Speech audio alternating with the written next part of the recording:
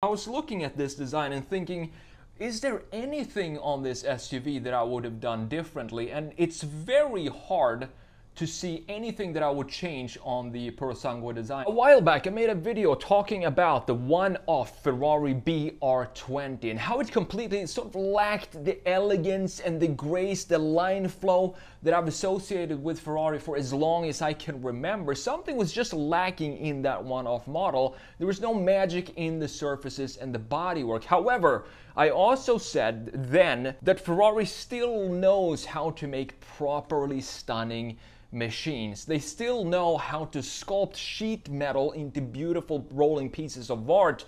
And I have to say that the all-new 715 horsepower, 6.5 liter V12 power Ferrari Purosangue is proof of exactly that.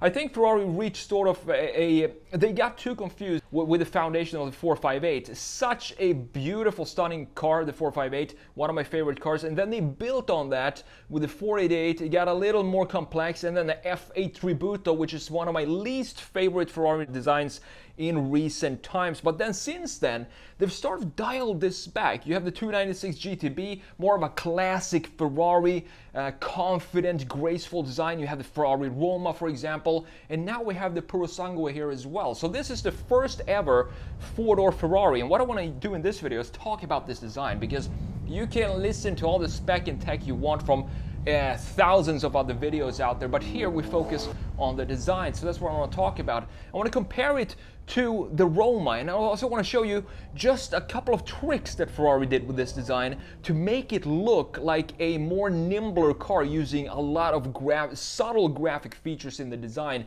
It's a beautiful car. I'm going to say that right off the bat, that I think this is one of the best looking SUVs I've ever seen. And just imagine the challenge from Ferrari to create their first ever four-door Ferrari, first of all, and then first ever SUV, something that they said that they would never do.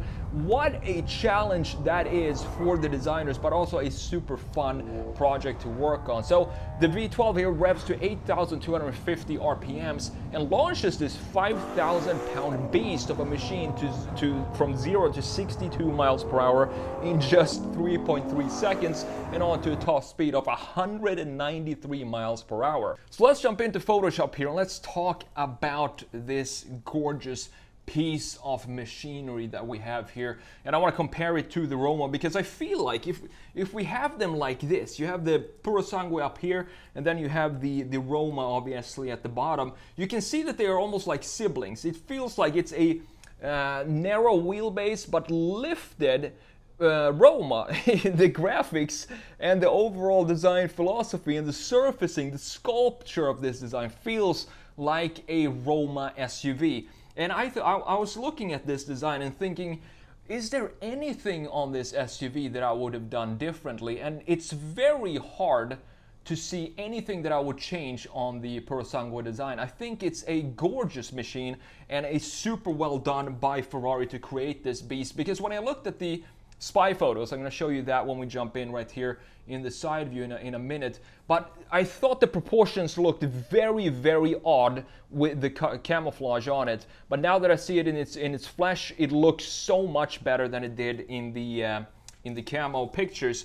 So we have the front end here. You can see that we have almost like two separate front ends in this design. We have this sports car design. So if we were to cut the grille right here, this could be the face from this point up. This could have been the face of a normal Ferrari sports car that is not an SUV. But they decided to add this grille. Obviously, we need to have a bit of a higher grille if we're going to have an SUV. And I think they just implemented this graphic very well. And it feels subtle enough that it doesn't look unnatural. Usually what happens when you have a company creating their first SUVs, I think the Porsche Cayenne is the best example of that. They kind of just take a 911, put four doors and stretch it up, which is going to mess up not just the proportions, but it's going to mess up everything. The graphics and everything about the brand is not going to look good. And that's the challenge here. You can't just take a Roma and stretch it out. You need to think about every single detail that goes into the car when you're changing these proportions this drastically. And that's what I think Ferrari did a fantastic job doing this. And look at these gorgeous hood fenders in the front end, giving this muscular but still very confident design. What I love about Ferraris in general, their design compared to, for example, Lamborghini, they're two very different brands. Lamborghini is super aggressive and menacing and angry in the front face. But Ferrari, it has more confidence than that. It doesn't need to be shouty in the front end, and it feels more graceful and elegant compared to Lamborghinis, and I think that is visualized here in the front end of the Purosangue as well. And as you can see, we have the grille here in the Roma being right in between the headlights, but they took, almost like they took this grille and lowered it a little bit and created more of a bumper in the top part here, but we still have sort of a Roma grille at the bottom. So very interesting treatment of this design. Now this is the side view that I was talking about when I saw the spy photo. So when I saw the spy photos the first time, I thought that the greenhouse looked like it sat so far back, and I thought this angle of the greenhouse, the A-pillar, was too sharp. It was too raked of an angle, and it just didn't look good in the spy photos. And I thought, how are they gonna solve this issue into production? Because if you have a car that's just camouflage, that means that the overall design is already finished. So I was a little bit nervous to see how this would actually look like, but I have to say it looks fantastic. We have the A-pillar doing the traditional dip and pointing into the center of the front wheel, and that's what you want to have a nice flow of all the proportions, the boxes. We have the box number 1 here. As I've said before, box number 2 is pretty much the entire rest of the car, and you want to have this connection between them by having the A-pillar pointing down to the center of the wheel hub in the front wheel. You can see that it does that here in the Roma as well, and this creates a very elegant, nice looking proportions, no matter if you're doing a two-door coupe like the Roma or a high-riding four-door SUV like the Purosangue. But what I want to show you here is how they played around with graphic design to make it look more nimble or less tall than what it actually is. So first of all, comparing it to the Roma doesn't need a lot of these graphics. Yes, we have this lower piece right here which creates a shadow here, makes it look like this is the body, and it kind of ends right here, making it look a little more nimble than what it actually is as well. But in the Roma, in the Purosangue, they had to take that a step further because this is a much taller vehicle. So what they did, they added this line here, for example, that cuts into the back. What I love about this line, if we hide this for a second, you can see that this line goes very sharp right here, goes pretty far down on the body, and then fades beautifully into this non-sharp muscle. So this is a beautiful treatment of the surfacing going into then this subtle ducktail that we have right here. So it goes from sharp in this line to very soft, and then back into a clearly defined tail end. And I love this surface treatment. When you mix soft surfacing with sharp lines, it creates a very dynamic and interesting design to look at. So this is the first cut that they made in the overall height of the body, and I think you can see the next one.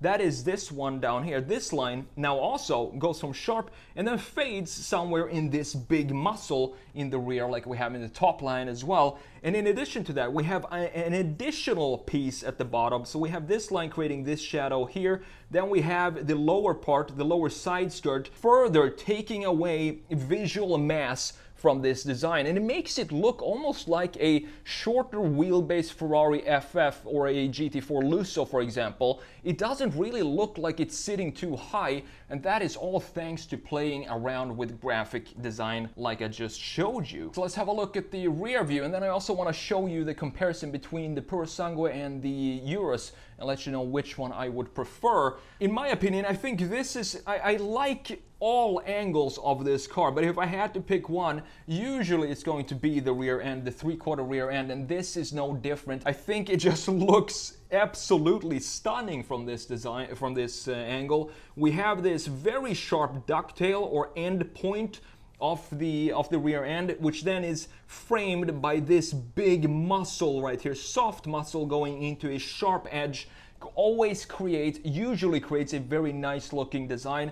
Then we have a sharp line at the bottom here as well, which then underneath you have this big massive diffuser. And you can see just how far up the diffuser goes here. This is another play of graphics comparing it to the Roma, for example. Just stretch the diffuser further up and make this part black. It's going to reduce the visual weight and the visual height of the rear end, something that the Roma doesn't need. It doesn't need to stick up all the way to this point like we have on the Purosangue, because it's from the beginning it's not a very tall car. But I do like these new taillights that we have in the Roma and in the SF90 as well, and now we have it in the Purosangue as well. Overall, I think it's just a fantastic, gorgeous looking machine, and this is one of these cars that I really can't wait to see what this looks like in real life. It looks like it sits like a sumo wrestler planted right here, and you also have, of course, the quad bazooka tailpipes sticking out here. This is necessary if you have a 15 horsepower V12. Now we need to talk about this interior real quick here as well, because this layout, I don't think I've seen this layout or this style of interior any time before. Because the thing is here, it looks almost like you have two different dashboards,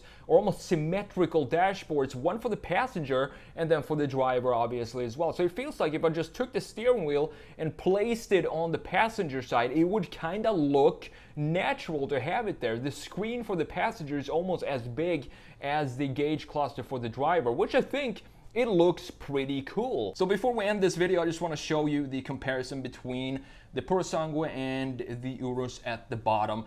And I think when I look at these two cars, the SUV cars of these two brands that 10 years ago, no one would ever think that Lamborghini or Ferrari would build SUVs. But now that they both have, I think these two models are the two ones that mostly represents the big differences in design philosophy between Ferrari and Lamborghini. Because just look at how different these stylings are. We have a very sharp design, angles everywhere in the Lamborghini. I can't say that the Urus is my favorite Lamborghini design. I don't think it's a particularly beautiful car, but it is a very cool design, and of course a very unique design. And comparing this to the Purosangue up here, which has this elegance and graceful, this brings me back to the 60s and the 70s Ferraris, and also if you compare the 80s Ferraris to the 80s Lamborghinis, this is kind of the same era of design that we have back in the day when they were that much different. To sum it up, I think Ferrari takes you to a Michelin star restaurant, while the Lamborghini introduces you to the best street tacos on the planet. So these are two very enjoyable experiences, but also extremely different. It all depends on what type of mood you're in. So for me, in this instance, I would always go for the spicy street food over some fine dining restaurant. But if I had to choose which of the Purosangue or the Urus I'd be most excited to see on my driveway every single day, there's just no question. I'm gonna go for the Ferrari.